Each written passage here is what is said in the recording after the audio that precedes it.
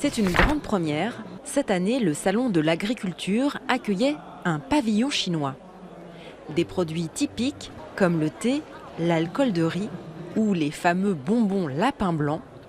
Des dégustations, des costumes folkloriques, mais aussi une démonstration de tai chi ou encore un stand de nouilles.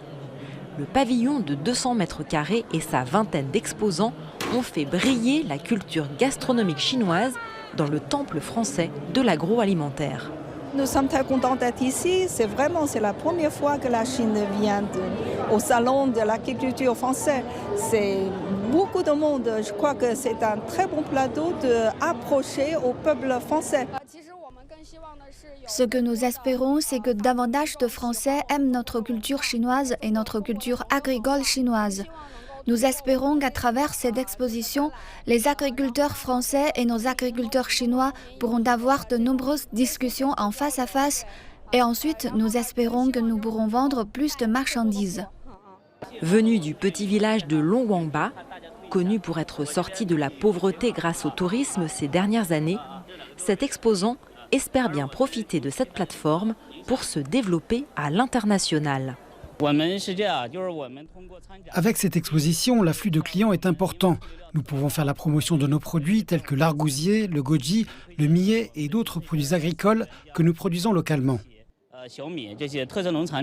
Car si les exposants sont venus présenter leurs produits, ils veulent aussi nouer des contacts pour développer leurs échanges, comme cette multinationale qui gère le plus grand centre de distribution agroalimentaire du sud de la Chine.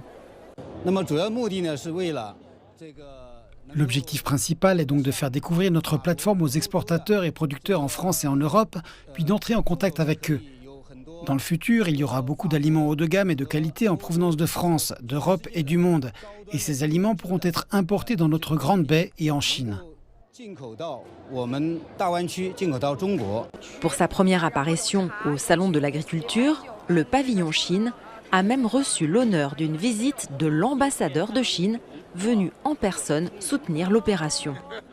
Je pense que cette coopération est gagnant-gagnant parce que les consommateurs chinois ont besoin des produits agroalimentaires de bonne qualité de France. Et la France a besoin du marché chinois aussi. Et ces dernières années, cette coopération marche très bien.